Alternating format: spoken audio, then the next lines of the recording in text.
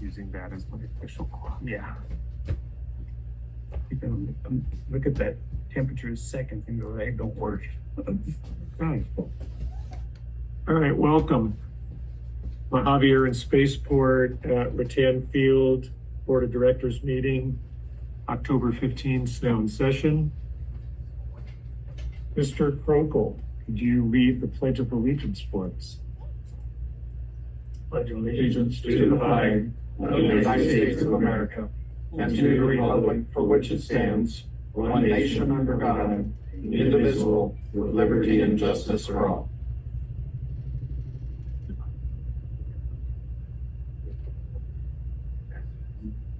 Okay, roll call. Director Valentine? Present. Director Coleman? Here. Director Allred? Here. Director Barney? Here. Director Morgan is here. All present and accounted for. Do I have a motion to approve the agenda? So moved as presented. Second. Okay, all those in favor? Aye. Aye. All those opposed? Okay, carries unanimously. On to item 2, community announcements, public comments, and items not on the agenda.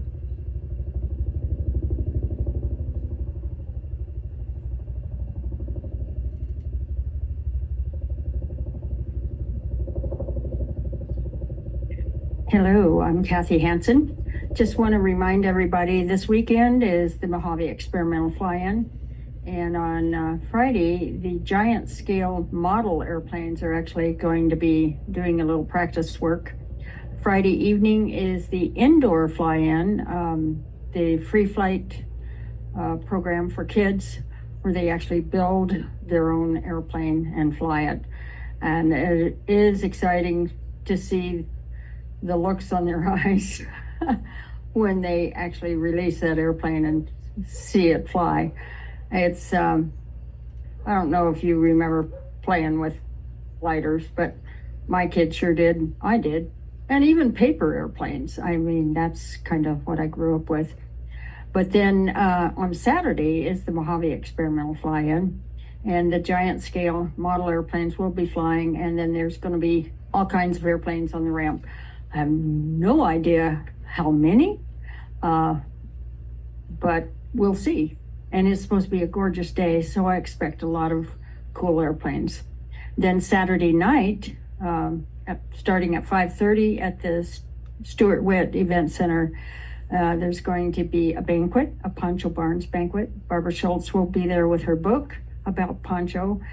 And then we're doing up a display case with lots of Poncho memorabilia. And Barbara has it.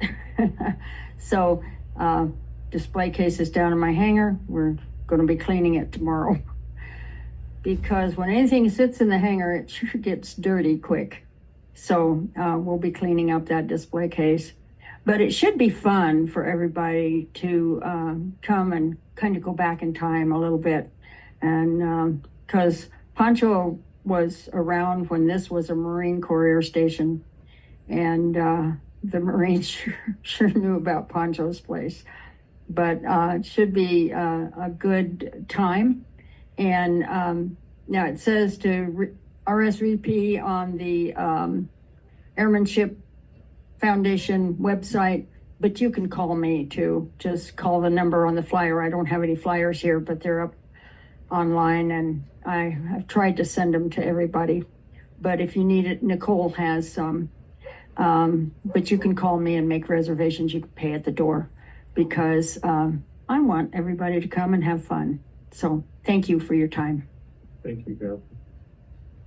Does anybody else have community announcements, public comments? Good afternoon. I'm Lynn Johansson, Contracts Manager with Mojave Air and Spaceport, and we are ramping up our 3rd annual Christmas event, Chips for Kids toy giveaway. So I've sent out multiple flyers, and we're still looking for some volunteers. And if anybody would like to participate in a tenant Christmas tree decorating contest, give me a call and we will set you up. Right now we have several of our tenants that are going to participate, and we have Starbucks on board to join our event again this year. And hopefully it'll be bigger and better than last year. Thanks, Lynn. It was a really great event last year, so.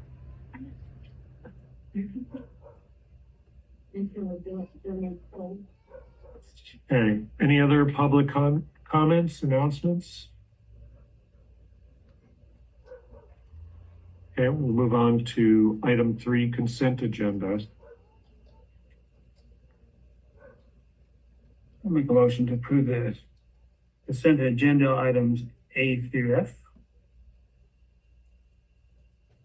Second. Okay. Roll call, or, all those in favor? Aye. All those opposed? Okay, carries unanimously. Item 4 is action items. First one is Alpha National Test Pilot School ground lease for hangar 72 First Amendment. So yes, to bring the board up to speed, I'm happy to report that in meeting with the leadership from National Test Pilot School, much as we had kind of discussed but didn't expect to happen, they came in and basically said, yep, we're ready to adhere to all the provisions of the lease as provided. And it's a matter right now of getting the happies to glads and puppies to small dog on the legal side. So Scott, you have something to add?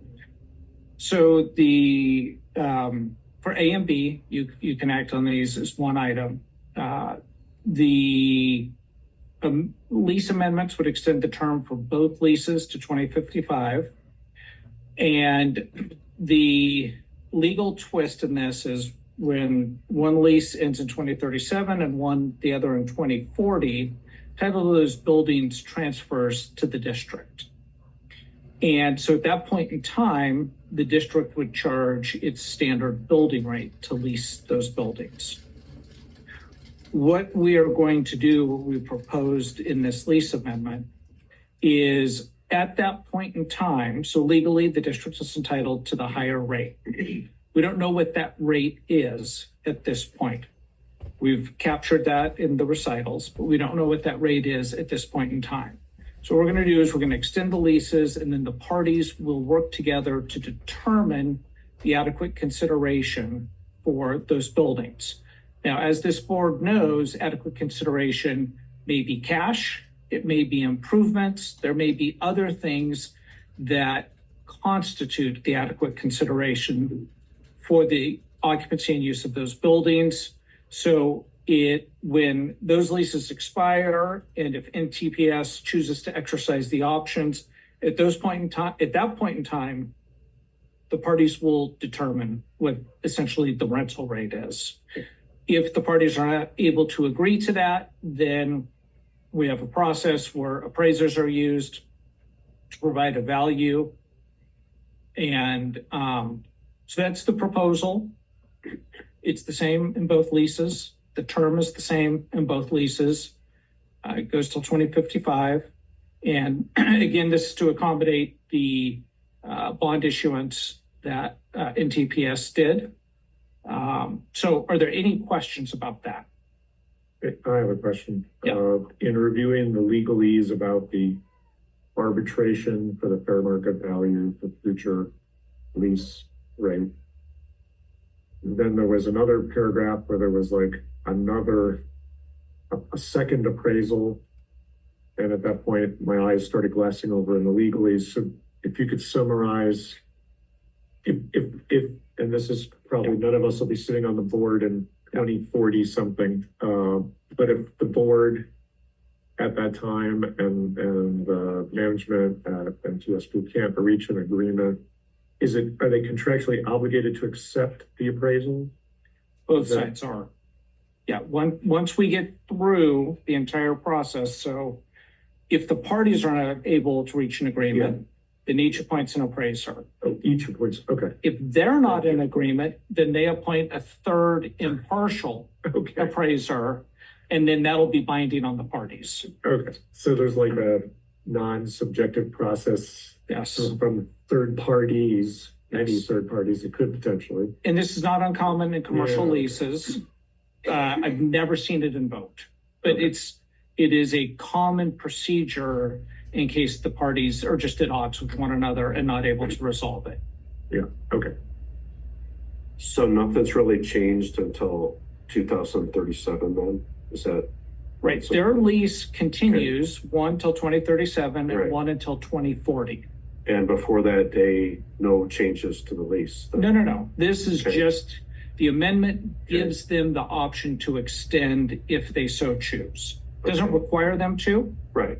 And that would be decided in 37 then? yes, Okay. 2037. So really 2040. there's, So help me out just a little bit. So this is Okay. tied to that bond. Mhm. And that bond is, Well, it's to provide assurance to the bondholders that they'll have possession of the premises during the life of the bond. So there could be all sorts of things that happen in the Okay. meantime, that's kind of. That's right? They could choose to pay off the bond, Yeah. right? Or something could happen in aviation, and heaven forbid, not saying anything about NTPS, but let's say they're not around, right? So many things could change between now and then. Sure. This is just to provide bondholders assurances that NTPS will continue to have access to their facilities to be able to make the payments on the bonds. Understood. Thanks. Did you have something to add? Yeah, first let me introduce myself. I'm Jeff Trang. I'm the CEO of NTPS. So thank you for the opportunity to hear this. So, the fundamental issue is the bonds. We want to invest in this place for the long term, which is why we wanted to restructure our debt. It gives us a chance to grow our facilities, improve the facilities, grow the curriculum, and hopefully grow the school. And so it would really be difficult for me to imagine why we wouldn't exercise these options or agree to, what the fair market price is for Mojave. Because I view this as a win-win relationship for both the MASP and the school. So I appreciate your consideration and support. Yeah, thank you. I think you have the board's support. You've been a good tenant. We've had other good tenants that we got into conflicts with renegotiating fair market value of buildings, and when leases expired, it got all sticky. So it's good to understand what we're committing to. Other than that, we want you to grow and flourish here. Absolutely. Yeah, so our recommendation is that you approve the two lease amendments. And as I said before, if you want to do that in one motion, you can do so. I'll make the motion. I'll second.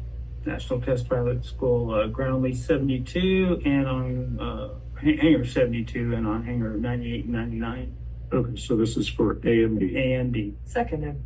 Okay, all those in favor? Aye. Is there any public comment? Yeah, public comment?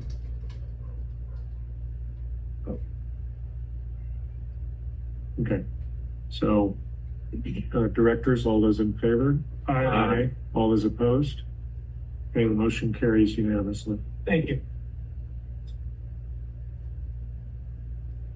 Action item Charlie. For Charlie. And Floyd, were you going to speak to this? This is the rehabilitation change order too? I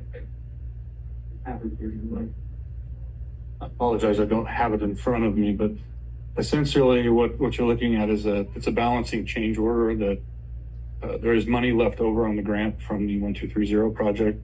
That's FAA grant funds that we are no longer obligated to. There's no more money to be spent on the project, and we're just returning those unused funds to the FAA so that we don't have a claim to them.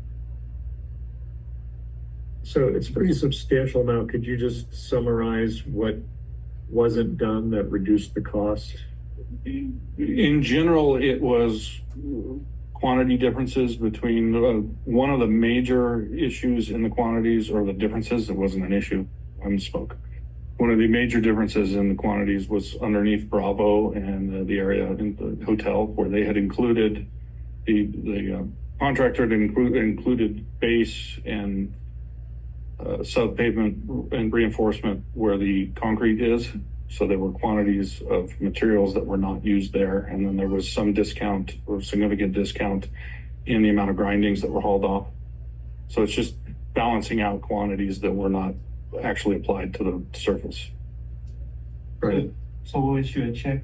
It is not a check. It's money that the FAA has that they did not pay us, Okay. that we are just releasing our Just obligation to. There's no money changing hands. So this was a grant where we fronted 10% and the FAA was going to cover 90%, right? Was that the ratio? Or was this a different setup? Right, and Correct. we don't get the money from the FAA until we spend the money, so the money is ultimately still in the FAA's account, so no money is exchanged. I'm just wondering for our own budgeting, does that mean we have $150,000 extra, which is 10% of what we're giving back, than we expected to from our own pocketbook?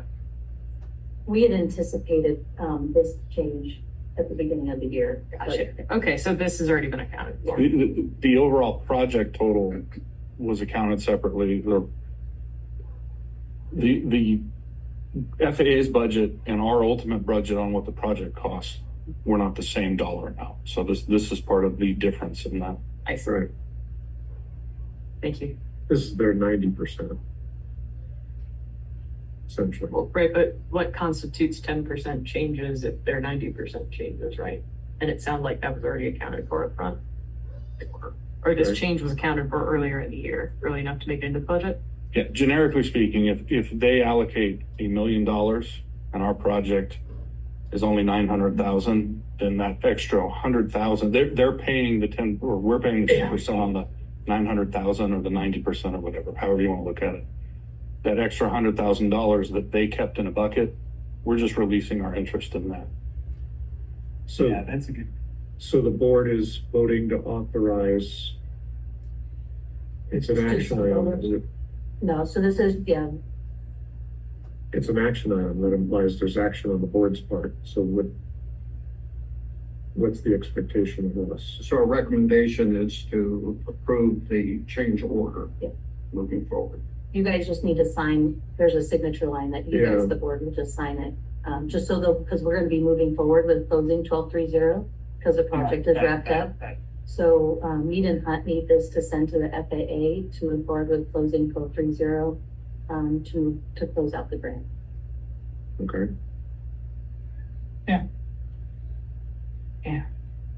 Another one closed.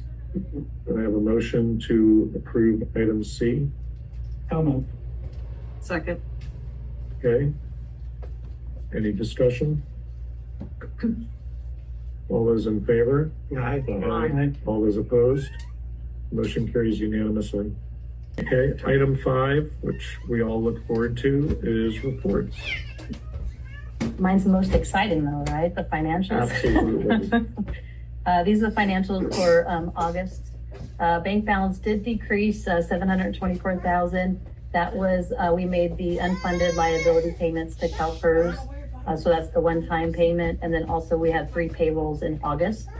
Operating revenue, we're at 16%, operating expenses at 15%. So we're on track 2 months into the budget year. Fuel sales were at 96,000 gallons. AR, High Desert Wireless, they sent us $100 payment, so making our way down.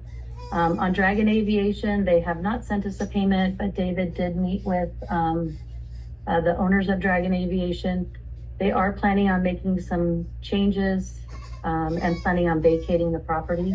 So we're hoping to have more of an update from them by next meeting, kind of with some solid decisions on what they're moving forward with. But they do plan on vacating the property. So we'll have more of an update on a payment plan on the past due amount. Now, with their plan to vacate, are they going to pay in full their balance then? If I may. Yeah. Okay. So in conversation with them, they said their intent is to sell the Draken that they have. They believe they have a buyer. I've requested some written documentation on that proposed transaction. They would also like to, and surprise news if Jeff's still here, they would like to talk to NTPS about purchasing the Draken that is with the Gate Guardians that's still under your ownership. That would be done, of course, outside the purview of the administration, Mojave Air and Spaceport. But they believe that the sale of the Draken will provide the proceeds. They can clear all their bad debts. So what I basically asked from Dragon is written verification that they have a buyer and some sort of earnest money or good faith showing that they intend to perform. So we are hoping to have those answers by our next board meeting, the first meeting in November. Yep, and then on the, those are only two on the over 90 days. And then fitness center, 686 members. All I have. Thank you. Christmas is coming and Thanksgiving. It is, it'll be here before you know. I'm just thinking people tend to want to diet after. It's like, right? Director of Facilities.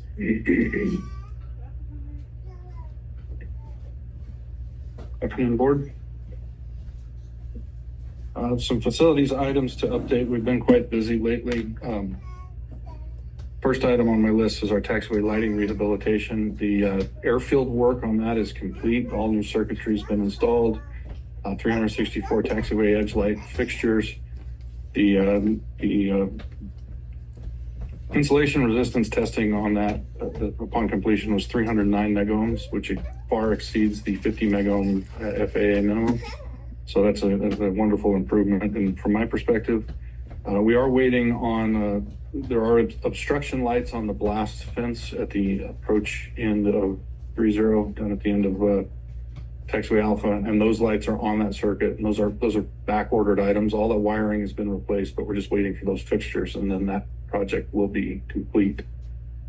On the industrial side of things, we've got quite a few buildings that we are working on improvements for. Over in building 1, room 25, Desert Truck has vacated. So we are going to be repainting and putting new flooring in there in anticipation of a new tenant. Building 21 over on Roper, staff just completed a whole new roof coating for the entire building. That work is complete. We are beginning to work on roof coatings for building number 24 and 26. Building 24 needs some interior water damage repairs before we can re-rent it, so staff are working on that. As I said, building 26 is also getting new roof coating, new water meters, backflow devices, and cooler service and repair in anticipation of a new tenant. The same tenant is looking at building 14, where we're also putting new water meters, backflow devices, and doing some electrical repairs, as well as replacing some of the old restroom fixtures. 85A, new restroom fixtures, paint and flooring as well. Building 171, cleaning, some light and electrical repairs, some door repairs for normal wear and tear, and a repair to the water main there. And building 54, we are looking at doing some electrical repairs in there now that the tenant has vacated that. So every one of those buildings that I just mentioned are new vacancies that we're turning over so that we can re-rent. We also have a water main repair that we're working currently on Finnan Street because we had a leak over there. This has been ongoing for the last couple of weeks. We do expect to receive materials Friday and then conclude the repair throughout next week. And that's essentially 200 feet of ductile iron pipe and 3 isolation valves that need to be replaced. In general aviation area, we completed repairs on 925, new door hinges, and door maintenance was done as a tenant had vacated, and we have another one coming in. 906, we did lighting replacements, some electrical repairs, repairs to the siding and eaves, and installed fire extinguishers and bonding rails. 957, the same as 906, lighting, electrical, exterior siding and eave repairs, door roller and door hinge replacement, fire extinguishers, and bonding rails. And as far back to the airfield, when we planned the airfield lighting project on Alpha, we had to de-scope because of budgetary reasons, and we removed all the lighting or the signs from the project. But staff, parallel to that, are going back and retrofitting all of the marker signs on Alpha with LED and removing the incandescents so that they'll have the same intensity along with the new taxiway edge lights. We are working to replace the reels on the approach in a 1-2 with LEDs. The incandescents there are becoming obsolete, and we can no longer get lamps for them, which is a problem that we're having with all of the airfield lighting. Most of the manufacturers are no longer supporting the incandescents and making replacement parts for them. So as things fail, we replace with LEDs as we can. And our beacon, which I apologize, I don't have a picture of, but it has a stamp on it from when it was cast in 1941. The beacon that did live on the old Unicom tower here, the original tower, when we relocated it to the tower, the new tower in 1996.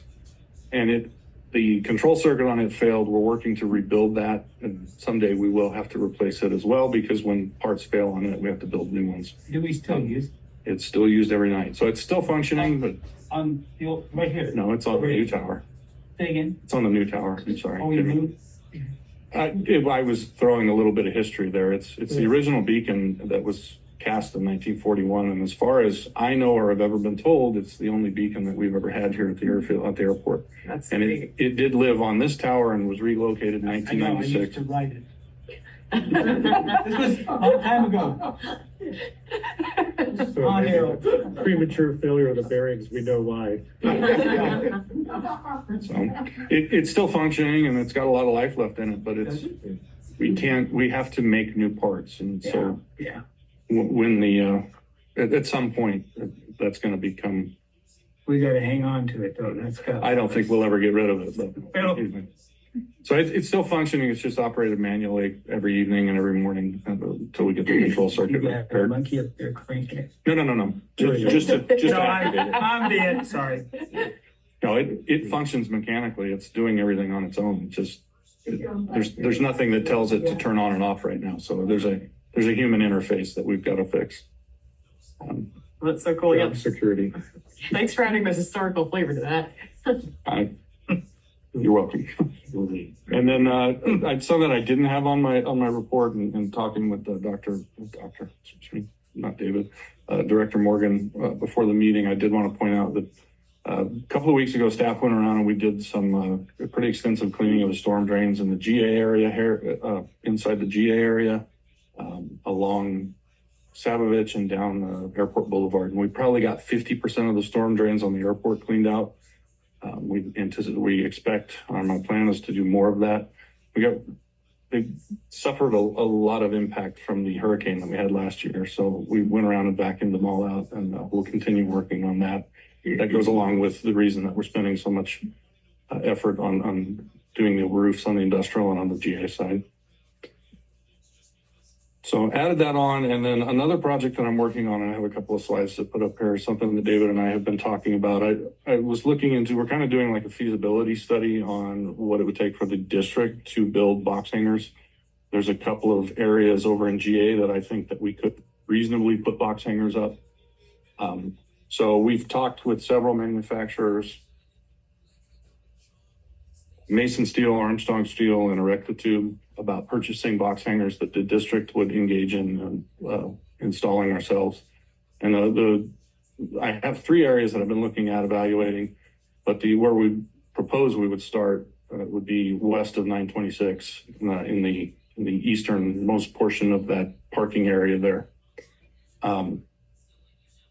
And we believe, if you go to the next slide, I've kind of thrown a rough order of magnitude in what I think it would cost for the district, which is roughly around $100,000 if we purchase all of the individual components ourselves, construct the hangar with using staff. These are kind of rough numbers as we're talking to the manufacturers and looking at other elements. And then if that were feasible, then I've also picked out a couple other areas that we would work on. What size? So this is the same size as the 926 row, which is 20 by 40. It's one of the, excuse me, I misspoke, 30 by 40. It's one of the smaller hangars that we have, but would fit along the end of that west row there.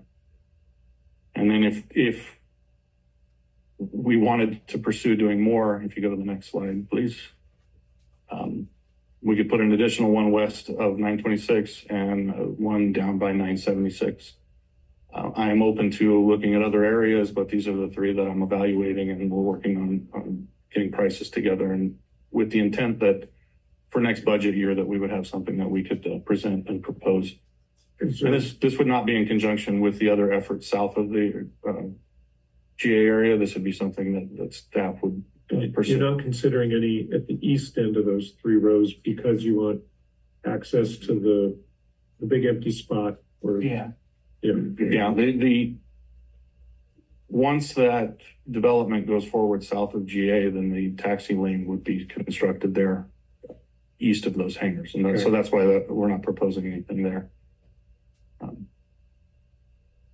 The thought is maybe the 2 most northern rows, you could add a couple.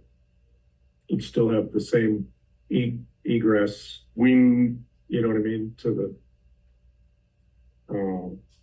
geography wise, yes. The reason that I'm not looking at that currently is on the northernmost row at the end of 910, there's a electrical switchgear there that would be expensive to relocate. Not impossible, it would just be expensive.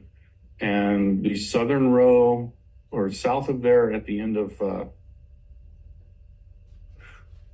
it's 921. Dot is that like a power pole right there? That's a power pole, yes. Yeah. Okay. So at the east end of the opposite end of 926, where 921 is, there's an addition to that hangar. If we removed that, we could potentially put a hangar there, but we would be getting fairly precariously close to where the taxi lane would need to go. Right. Okay. So just that I wanted to bring up that it was an idea that I had been talking with David about and that we're looking into and looking at to propose for next budget year. Yeah, question on 910. Speaking of that, are there any repairs required beyond putting the door back on the track? The person that damaged it will repair the building siding, but other than that, structurally, there's no damage. Glad to hear it. Just some damaged egos. Well, that's all I have. Any questions? What's the plan for the spot where the fire hydrant used to be, and it's now got a bunch of plastic berms where Scales hangar used to be? We had budgeted to repave that this year, and just working with Mead and Hunt on details and getting survey done and getting a plan together that we can go out and bid. But the plan is to remove that foundation, and then we would have to place new pavement there. The holdup is just availability of Mead and Hunt engineering? A little bit, yes. Okay, I'm having a deja vu about that. Is that a recurring problem that we need to address? We being you guys. It's not something I can deal with.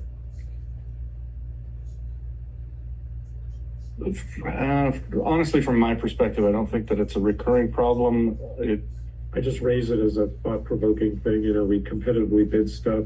You know, if that's a recurring theme, you know, that could be considered in the bids, and we can tell them that, you know, hey, you know, last time we gave this bid to your competition because even though the price was close, you've been, you know, not responsive.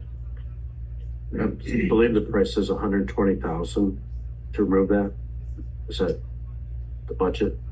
Do you remember, Carrie? I believe it's close to that. Yeah. To remove it and repave it. To me, that seems excessive. I mean, you could build a nice hangar for $120,000. So.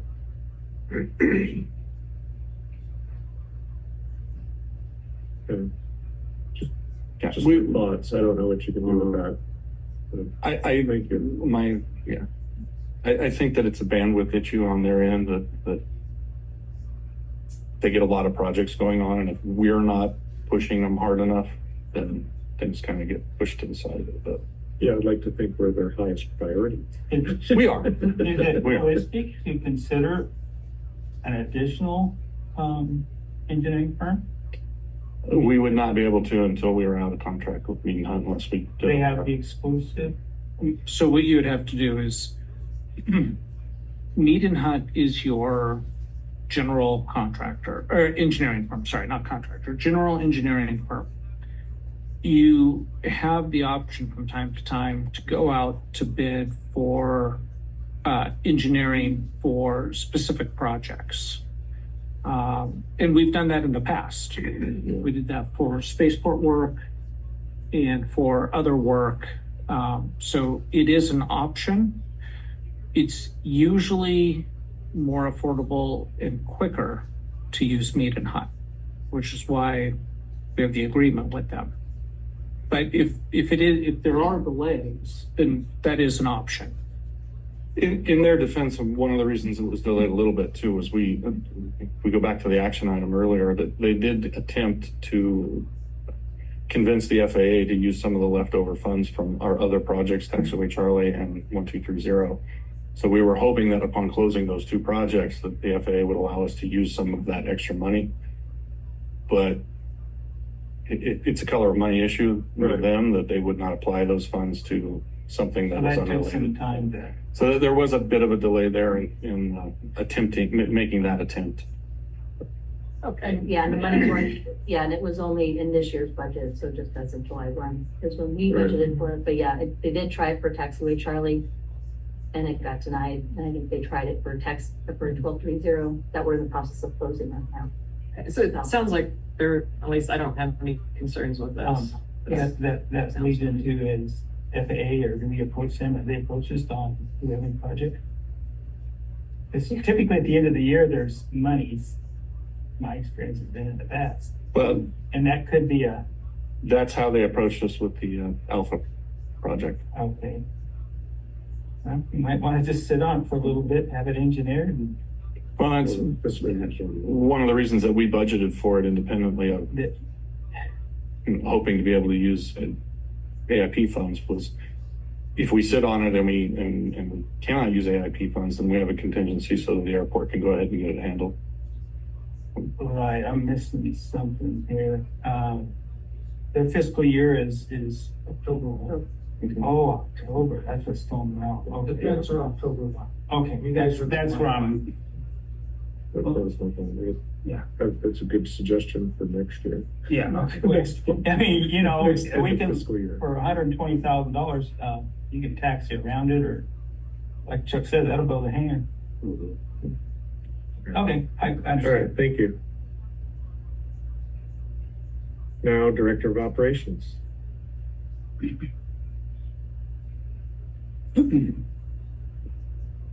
Good afternoon. For our operations counts during all operating hours, so this is different than our previous reports where we were only able to report on towered hours. But for all operating hours, Mojave saw 1,834 operations, which is up from 1,651 operations in 2023. There was a notable increase in both military and civilian operations. I believe there was 80 more military operations and about 100, little less than 100, seeing an increase and consistent increase in military operations this year over last year, largely in part to our ability to support some of their training exercises, such as their SFOs, simulated plane out type training missions, as well as our ability to do warm fuels for our helicopter and hot fuels for our arriving jet traffic. So we've been steadily seeing increases on both. I've been trying to track them fairly carefully because with the amount that we are supporting military operations does help with our viability for potential funding through military airports programs. So I've been gathering that data as we've been seeing the increases for hopefully trying to apply for that next year. Sorry, could you help clarify for me? You said there's a difference in reporting, had been towered operations only, and then now it's operating hours only. What's the difference between the towers? So it's 24 hours. Okay. So anytime the airport's open versus just when the tower was open. Gotcha. So whenever we're not NOTAM closed. Correct. Gotcha. Thank you. Okay. That's all I have.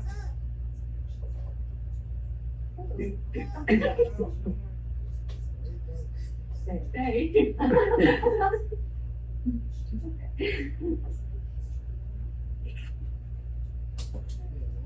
Thank you. Next item is Delta Chief executive officer update. Ladies and gentlemen of the board, ladies and gentlemen, quick update in addition to Floyd's very comprehensive hangar update, dealing with Mr. Notch, a developer, has been working with us on a proposal somewhat similar to local equities proposal, but he is more focused on general aviation. And he is planning on getting together with us next week with a design available for a review, take a look at. So that has potential. We have, unlike the report where it says, just recently gotten some additional correspondence from local equity. Now, I would offer, as I look at that correspondence, I don't see really material changes from what we had before. So I don't know that there's anything really actionable there that we can move out on, but they are at least communicating with us with various proposals. So we're continually looking. Mr. Natch is not the only external developer. We have another looking at the Bravo area for hangar developments potentially. So these are things that are moving forward on the hangar side. I will loop back around to the discussion point on fuels, if you don't mind, because that will probably be a little more excessive. So tenant meetings are continually working closely with our staff to arrange for those. My goal is to meet every tenant here, not just the major tenants, every hangar, lessor, every person that we do business with in the long run. Additionally, out in the community, and to jump ahead, one of the steps on that was, for instance, participating in the Gold Rush Parade. So the Gold Rush Parade was small, quaint, but it got that part of the community back to moving forward, right? And I think everything we can do to enhance our relationship with this little township of Mojave, and anything we can do to grow that as an enterprise is healthy for Mojave Air and Spaceport.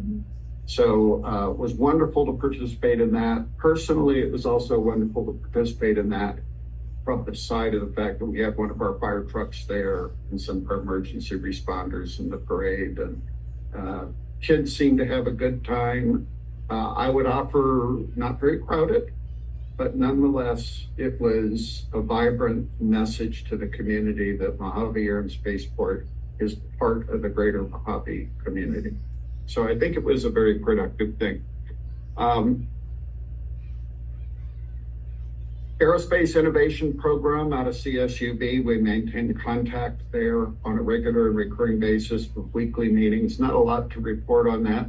The Pacific Air Show, I would like to dwell on for just a minute. So, I hate to play stump the dummy, but the question for the board is 3 days of air show in Huntington Beach. I saw how many aircraft? You heard an airplane. I got one wing flash of an A-10 as it popped out of the west. Yeah. Everything else was Canceled. well, they actually flew. Right. Majority flew, not everybody flew. Mm-hmm. We got great props from Scaled Composite.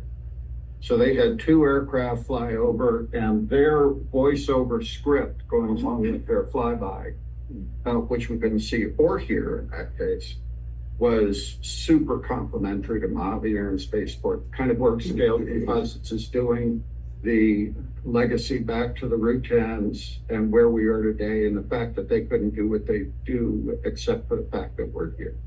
So we got some good public press. An additional kind of positive that came out of that is with the air show being, let's just say, less than exciting. It allowed the walk-arounds to the Clay Lacey's and people like that, for my part, to become much more interactive. That people were receptive to the business card, the brochure, and the point of contact. So unsure if we'll get any hard dividends out of that, but the contacts were definitely there, and we were well represented, as we were at the Apple Valley Air Show this past weekend. Nice, smaller, community-oriented air show that was very successful, in my opinion. And one of the events there is the Pink Jet. We've talked a little about potentially finding pilots for that, which is a L-39, all in pink, blowing pink smoke with a female aviator in a pink jumpsuit, all focused on breast cancer awareness. So a great outreach by a young man named Steve Oakley and his consortium that puts that together. So that was very, very positive. Santa Monica Airport. So I walked Santa Monica Airport last week, Tuesday. I would tell you that the vast majority of the active tenants there are locally based, non-aviation related. Now, that's not necessarily a bad thing, but the local State Farm representative doesn't want to move to Mojave. Right. That's the State Farm representative of Santa Monica. But 3 of the tenants I spoke to are very, very interested. So one is an A&P operation. One is the Cirrus retail dealers down there. And the third is the flight school that's down there. Right.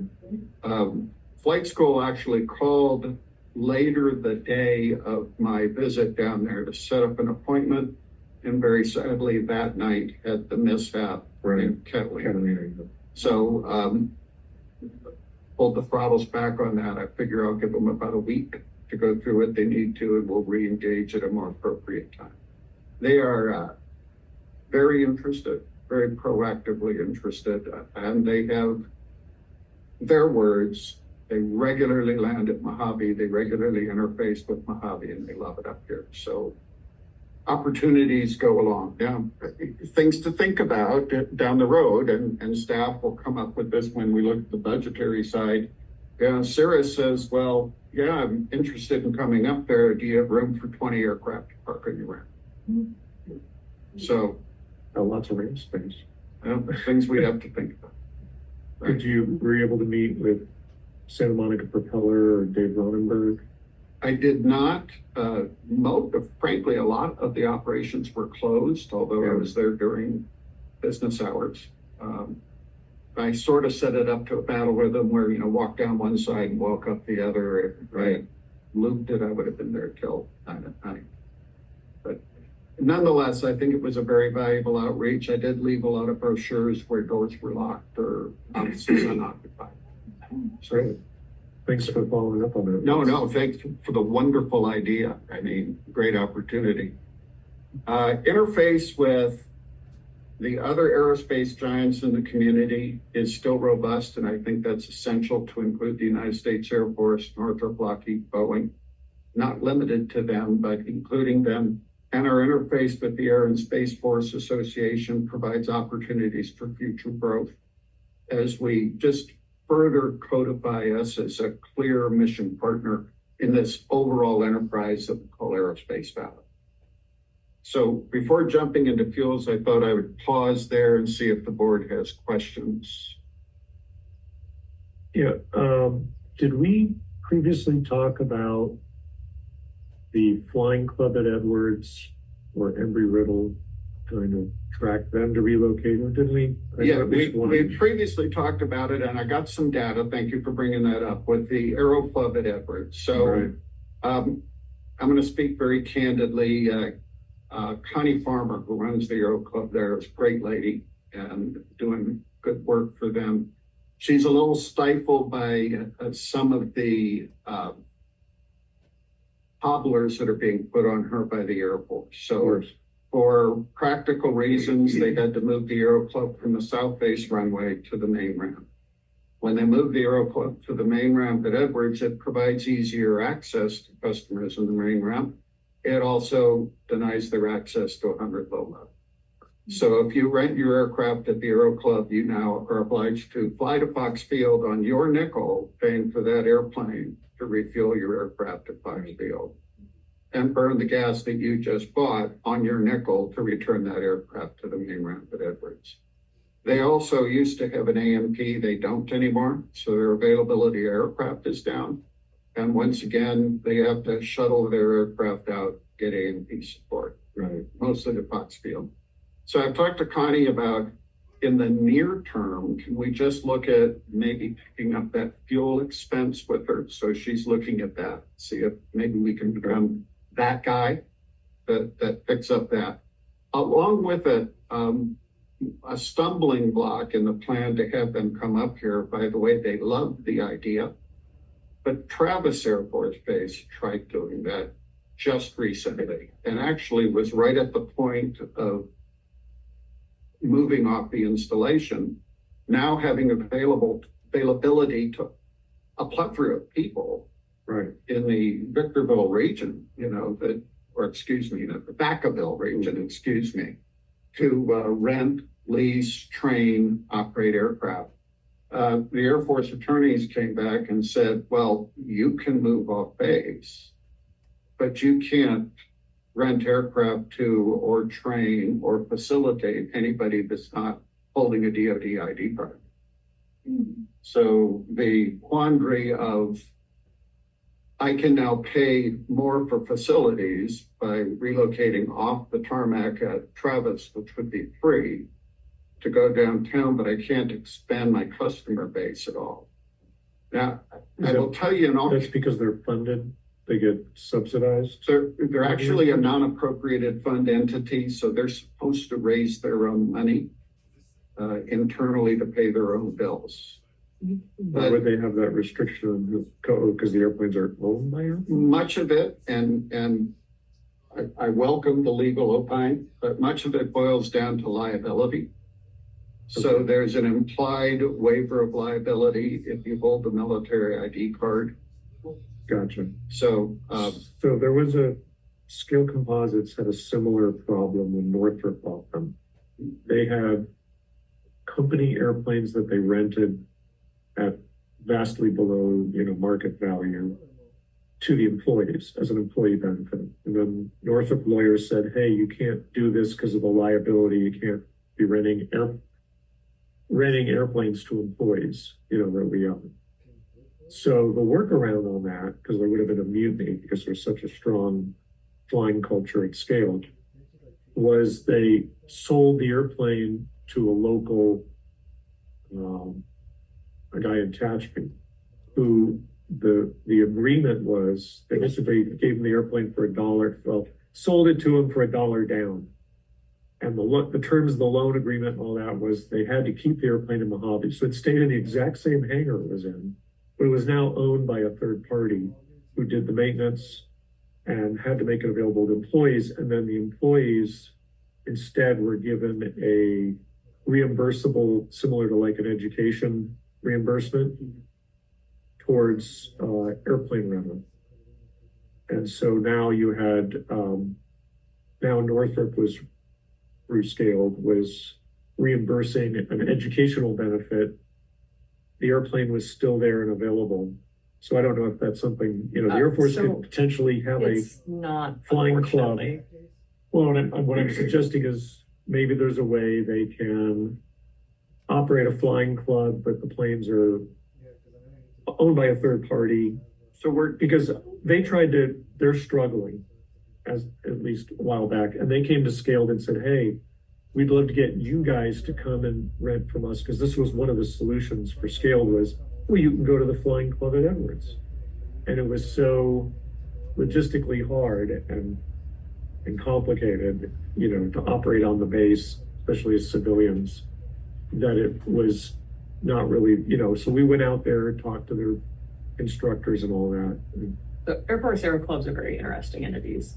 But as far as options for moving off base, you already addressed the main one, but as far as how the aircraft are dispositioned when they're sold, it's dispositioned like any other Air Force asset. And so they cannot sell to a particular buyer at a particular price. It needs to go through, like similar to our process, an auction process.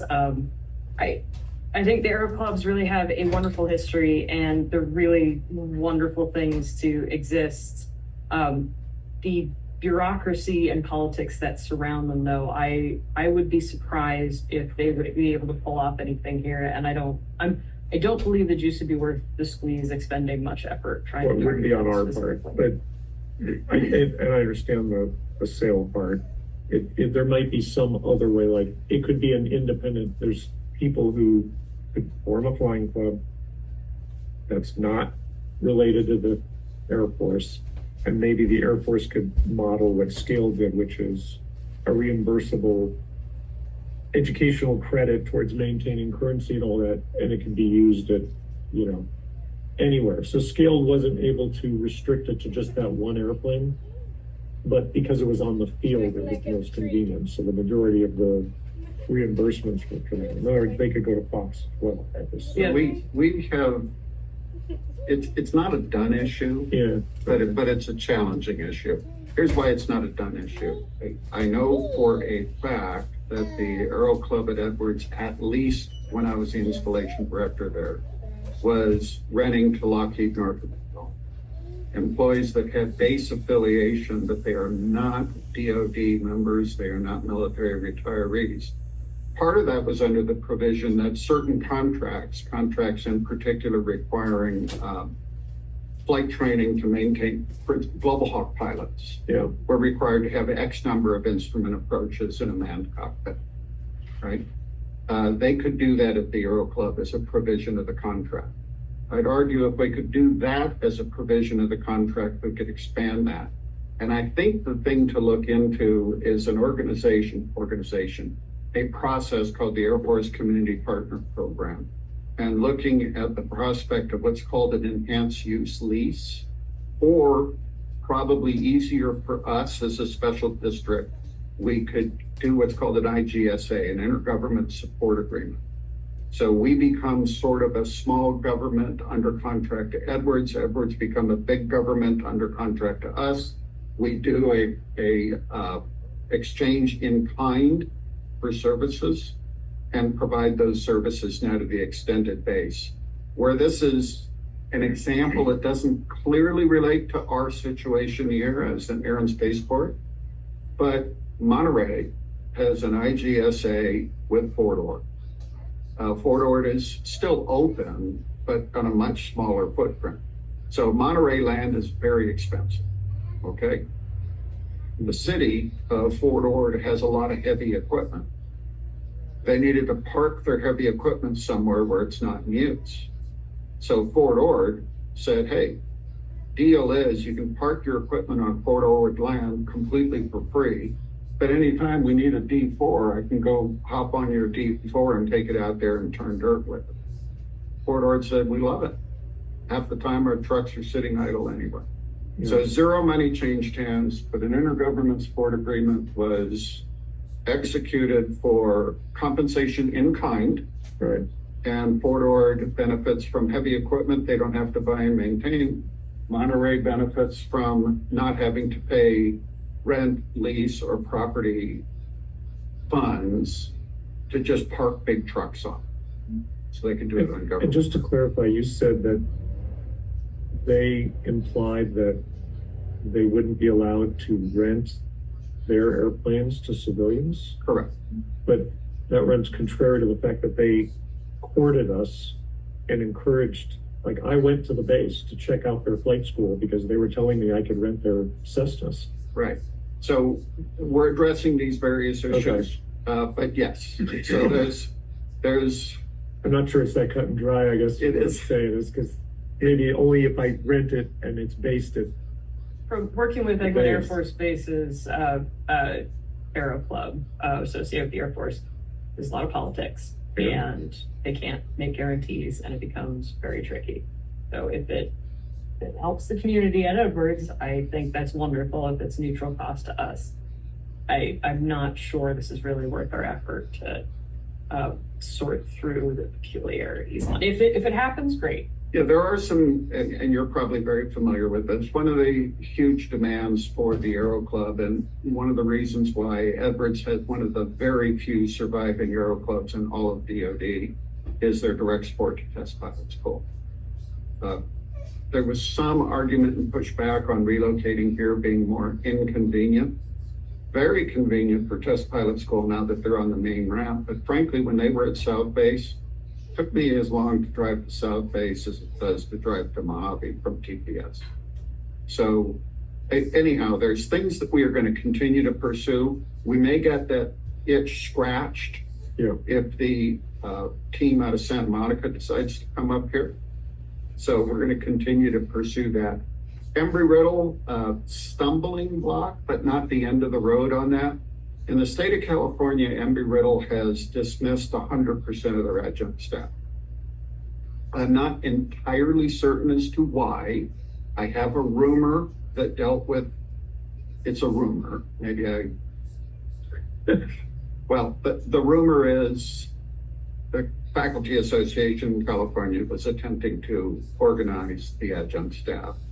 And an easy way to fix that was on a non-punitive basis, Embry-Riddle University just dismissed all the adjuncts in California. So in expanding their campus profile, they now have to go to full-time faculty or go to all online curriculum.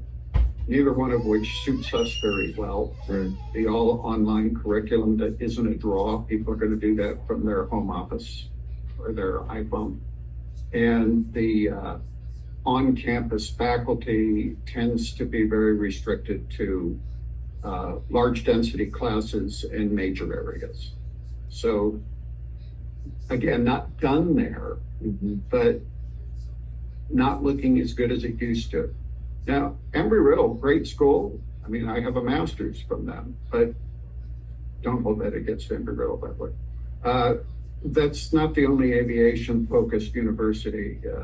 Midwest Tennessee State is growing their program dramatically. Numerous other schools are looking at things like that might be willing to look at an expansion or extension program here. So although I must admit, it's not where the preponderance of my day-to-day effort is going, it's also not off the desk entirely. Right. And I think you had also mentioned from a previous meeting, or maybe it was a tour, or maybe from your experience at Palmdale, wasn't there like a shortage of mechanics at Plant 42, or the pipeline was drying up?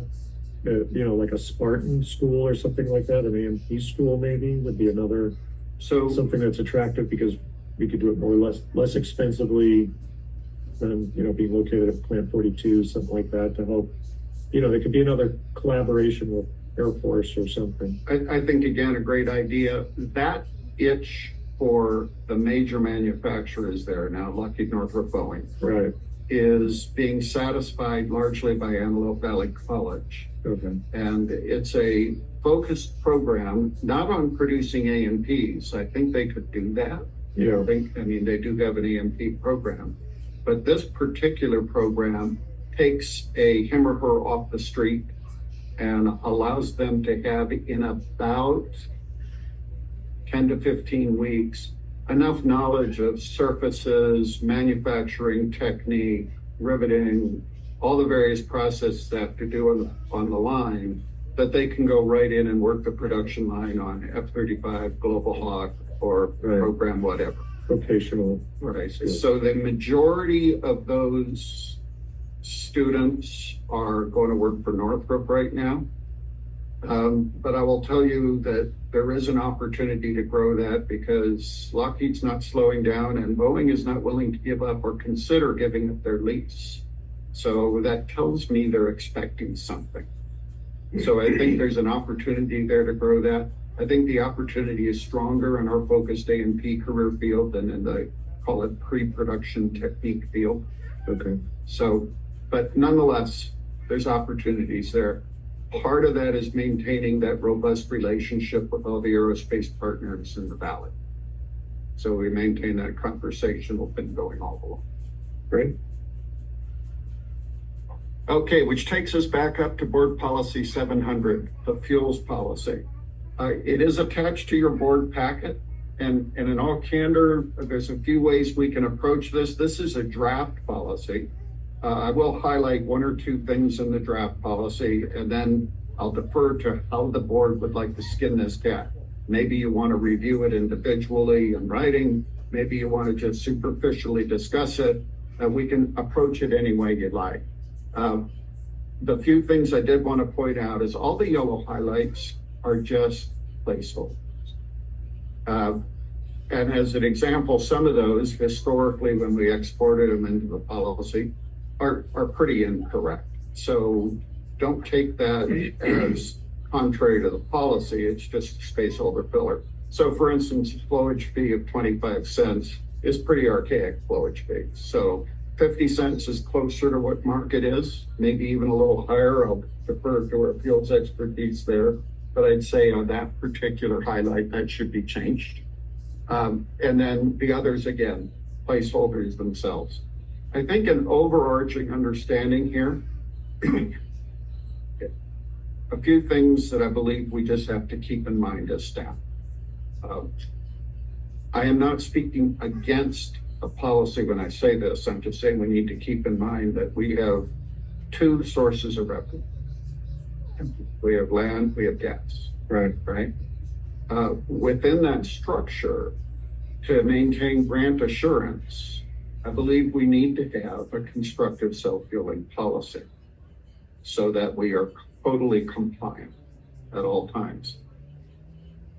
The self-fueling policy appears onerous, and that's because it has to be. That is what the regulations demand. And actually, if we had broken the regulations out where it says you must be compliant with this regulation, this instruction, this, if we had broke out what those instructions maintain, now you would see what, in my opinion, is a truly onerous self-fueling plan. Because many of those things dictate things like where you store your fuel. Yeah. What do you have to do for environmental reclamation? What do you have to do to transfer fuel? All the various factors and You're saying it's an additional burden for us to manage those aspects, even though someone is dispensing their own fuel. So and Scott, I'd welcome an input, but and Harold as well. My understanding is it's really the owner user's responsibility, but we become kind of a traffic cop here to make certain that the compliance is being met. Because we ultimately still bear liability?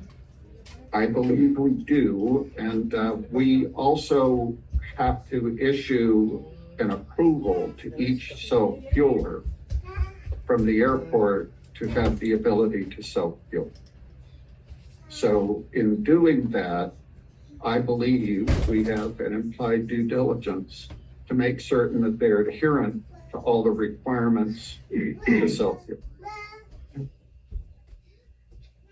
I also am a little concerned, and if we would work it out in the long term, that would self-fueling impact our insurance relationship that we currently have?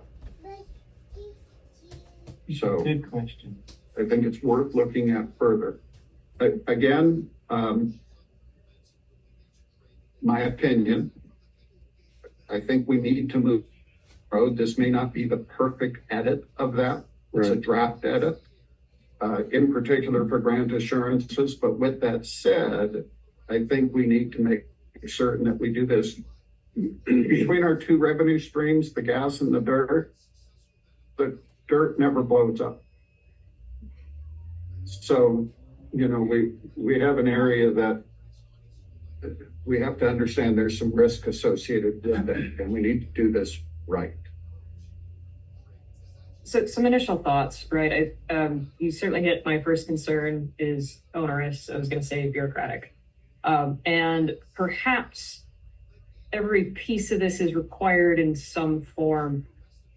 And I appreciate this is a draft, and I suspect this is largely straight from Beaver Hunt. I appreciate the diligence and level of detail for the initial draft. But if we move forward, I do believe we can make this more digestible for somebody who walks up and is like, hey, what's your self-refueling policy? Like some of these could be chunked out into, okay, here's what applies if you're using a mobile unit, a truck. Here's what applies if the truck is larger than X. Those sort of things. Because if I'm just showing up with, my Tiger and I'm like, hey, I want to keep, I bring 50-gallon drum periodically to fuel up my airplane because I get a screaming deal on 100 low lead. What do I need to apply? What do I need to comply with? Some of this, but not all of it. And it's definitely a deterrent to taking initiative to try and, manage my own aircraft, let's say. Not that I'm definitely not looking to do that. Sounds like pain. But other folks, other folks are of a different mindset. So making it more friendly to navigate, I think would go a long way if we decide to move forward with it. The other thing is the fee structure. Now, I appreciate it's highlighted. These are not necessarily the numbers that are being proposed, but even just breaking it out into so many different fees, well, I'd like to reiterate a point I brought up as feedback I got from SETP from, hey, what's irritating you about the airports you're doing test out of? Nickel and dimed. Simplifying the fees would set us apart from how other airports treat test entities. I'd be interested to see what our forecasted impact to our revenue stream from how we sell fuel right now would be. And I think it would be sensible to have the fees offset that in a way, but this isn't going to impact the money we make off the F-18 fuel contract. They're never going to go sell fuel here, right? There's a reason they come here. So of our fuel sales that we're making revenue off, what percentage has the potential to be impacted by self-fueling?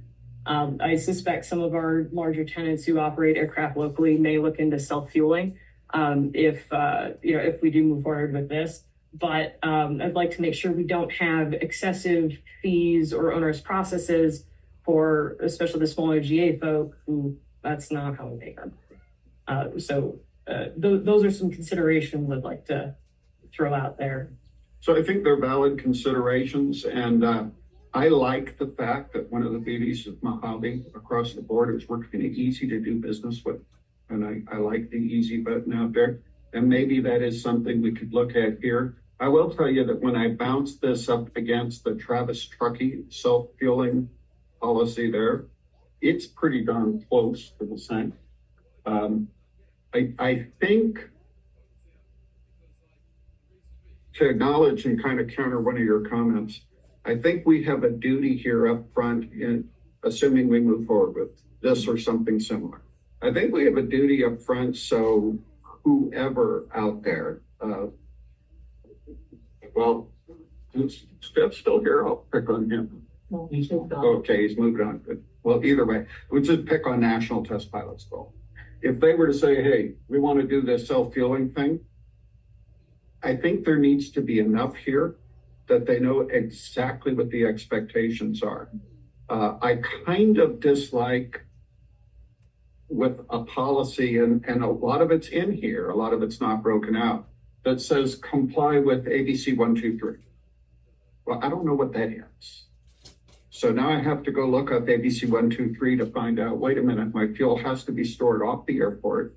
And if it's on the airport, it has to be in an area that's revetted and lined, and I've got to have environmental impact studies done. And if all this is required by law, I think we have a duty to have our customers know that if they want this journey, these are expectations and the requirements. They're not optional. So let me clarify. And they have costs associated with them. Obviously, that may not have been obvious to someone. It looks so green on the other side, like I can go bring in my own fuel, but to comply, you end up spending as much as you would if maybe buying fuel from us. So let me clarify the point, though. I'm not saying hide the bureaucracy, right? If this is what is legally required, all right. I still think we can put a much friendlier, digestible face on it.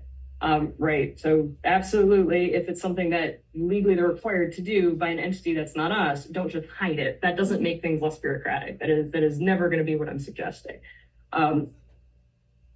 It would be helpful to have, I think, some of the citations from, hey, if this was pulled from this state law or this county law or this, FAA regulation, having a stamp there.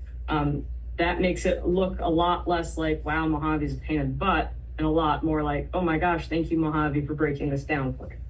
Right? I think that would help a great deal. And it would also not the bad guy. Yes, one is very helpful, and the other just looks imposing and difficult. Right? It puts on a much friendlier face for us, how we communicate it, and also, it's a similar vein to the point I brought up previously, which is divide it up so that it's not necessarily the same document going to, you know, the guy with the Cessna 310 as it is with the National Test Pilot School with $20-30 million worth of airplanes, right? Or at least if it is the same document, so that if I'm a little guy, I know where to look and where I don't need to look. Helps a great deal. So I think one way that I see that frequently addressed is like in a how-to or an FAQ type of document. This is the policy. Now, if this is your situation, this is how the policy applies. But you don't want to change the policy a lot, right? So maybe the fees are set by resolution by the board, and they're in a document separate from the policy. The fees, whatever you're comfortable with. And then you break it out for the particular types of users that way, while not impacting the policy in general. So the policy may be daunting to someone, but we hand them, here is our fee schedule, and here's an FAQ, right? If it's just you and one plane and you're just bringing fuel in occasionally, this is what you need to do. As opposed to you have ongoing operations, and you're bringing it in trucks, and now you have all sorts of state regulations you have to comply with. And I used to represent someone who hauled waste oil, and the DTSC audited them, if not every year, every other year. And they'd be down there with the investigators going through all the record keeping. And so there's a lot that's involved when you have that type of operation that a small operator with a single plane, it wouldn't be as much an issue. So we can break it out. I wouldn't necessarily say do it in the policy, but I would say have documents that you prepare that show people, how does this apply to you? Yeah, so yes, and it's if we go that direction for communicating our new policy, I would just want to see that supporting document to go along with, you know, what's being approved. Not necessarily that the board needs to approve, you know, your helpful FAQs if that's what you want to do, but I just want some assurance that we're not just, here's a chunk of bureaucracy to our tenants. So, and also, yeah, just being aware that it's not us coming up with rules, right? Because when I hear, yep, we're at the same level of bureaucracy as Truckee Tahoe, I'm like, well, I want to be half the bureaucracy or something like that. But if they're also hitting the minimum level of requirements, well, okay, then we're matched up. And that makes sense. It is just a highly regulated area. And so there's the policy will, you know, have to not lay all that out verbatim, but at least acknowledge these are regulations that we have to comply with. Yeah, I And think we the can do that. FAQ is a good suggestion, and maybe, you know, asterisks is near the things that, you know, if you plan on doing this, be aware, here's things that will cost you money to comply with. You know, they could be listed, and then someone can weigh those up. They may have to go research it, but they're going to weigh those options, and it may come to a different conclusion. Sure. Once they realize they can't just dump it on the ground.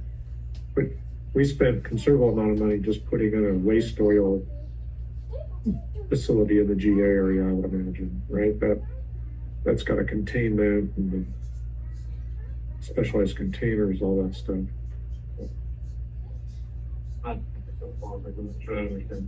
I'm just saying it's not trivial amount of money to like the board had pointed out that we didn't have that in the GA area, and the administration had put that in, but it was not trivial to implement.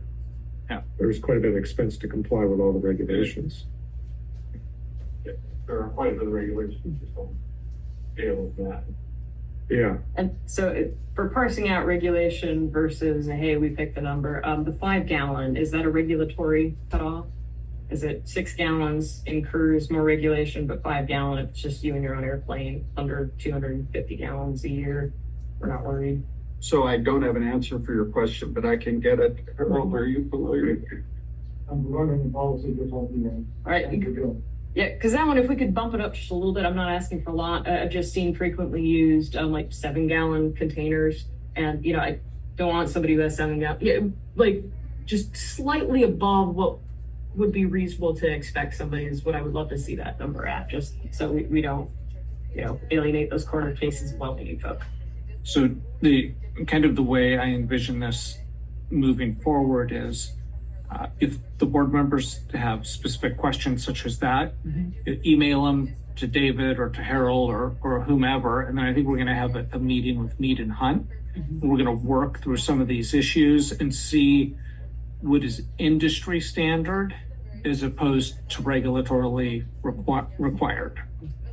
So like if you want to know about the 5, the 250, right, we can talk with Mead and Hunt about that. And if that's just an industry standard as opposed to a DTSC requirement, all right, well, then we can look at what the DTSC requirement is.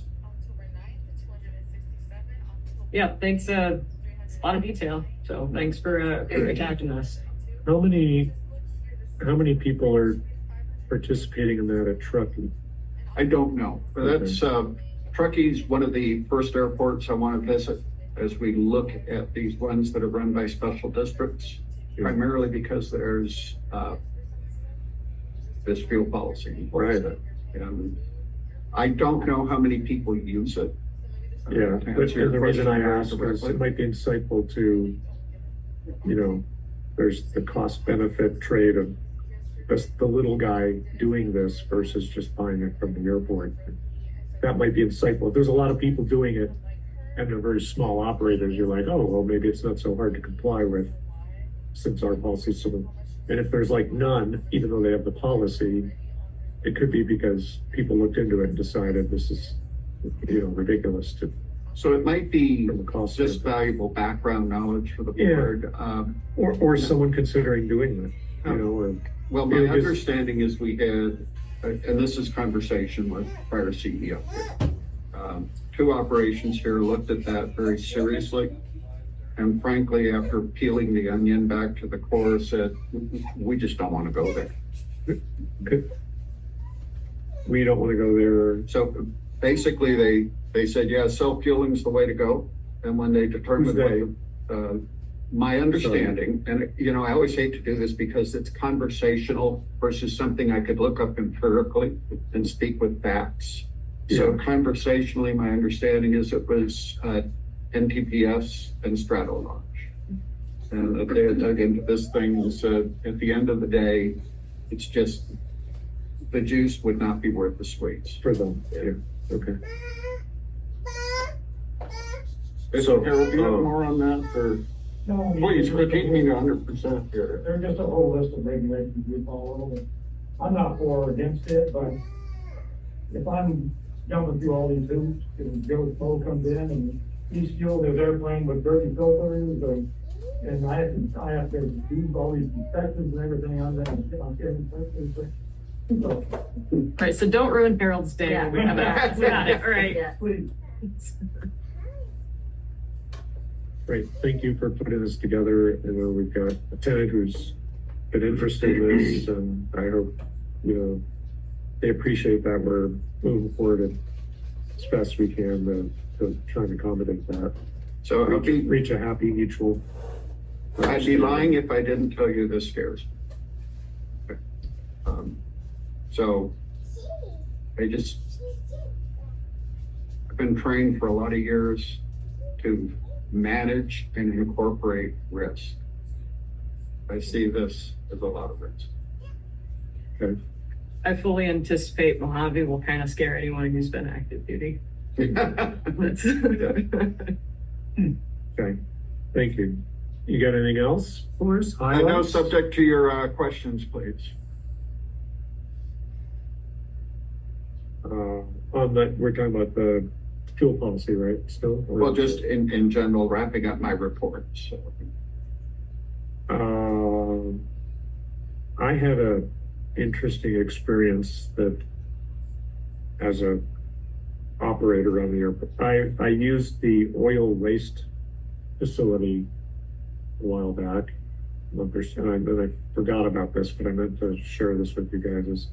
I went in there and the door closed behind me and I was in the dark and couldn't find a light switch. And, obviously I'm not going to dump the oil into the receptacle if I can't see what I'm doing. And I can't hold a flashlight while I didn't go in there with the intent of, with a headlamp or, I don't know, there's probably a light in there, but maybe it wasn't working It's or an automatic light. something happened with it.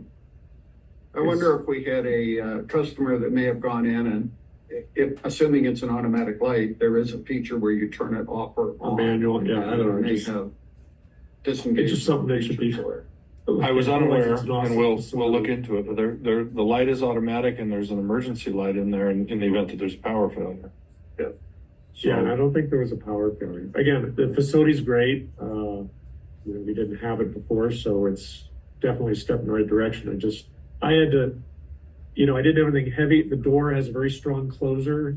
So I tried, I couldn't reach the can. I couldn't hold the door open with my foot and reach the thing. So then I tried putting one of my, I had several containers. I tried putting it there, and then it pushed the container with the door shut. I think I ended up recruiting someone to hold the door open while I did it. I was unaware, but we'll look into it. And I apologize. At the time, it was like a mild inconvenience, but I figured someone else is going to have the same problem. I should mention this to Floyd, and then I forgot about it. So It could be a it may have failure. already been rectified. I don't know. Could be a failure in the occupancy sensor or the light itself. Yeah, We'll look into it. yeah. Other comments, I've had some amazingly positive feedback about our new CEO and operations. I've had a couple people, a tenant who owns a hangar here who's rarely here, but he was here on business, interacted with you. Another friend of mine who's going to be doing some flight test here and had really positive things to say about Ariel and the flight ops and going through all the regulatory stuff to get approved to fly a drone here. So good job, all of you. Easy to do with the staff. Yeah. Any other comments? I've had good success with the oil area. You weren't left in the dark like I was. No, it automatically turns on and then Yeah, cool. go and locate where the switch is to manually turn it on. But it's a really good system, and I was also impressed that the cost to build it was like $15,000 or something. Floyd, I don't know if you know that number, but oh my gosh, 15,000 can build a building like that. And it takes $120,000 to chow away some concrete on the ramp. So that cost alone, so I'm compliments to the oil refinery.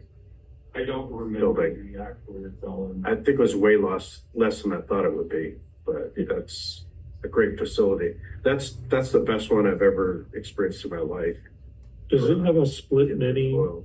AC on it? No, that's the bathroom next door. Never mind. Okay. That would have been extravagant. It's not environmentally controlled. They didn't get out. Okay. That was one reason it cost more. Yeah. Mhm, yeah. All right. Anything else? No, subject to your question, board members. Okay, then let's move on to item 6, director comments on items not on the agenda. Already leaked a few of mine. I'm good. Okay, then we're going to move into closed session. Thank you all for coming and participating. I'm gonna ask Recording stopped.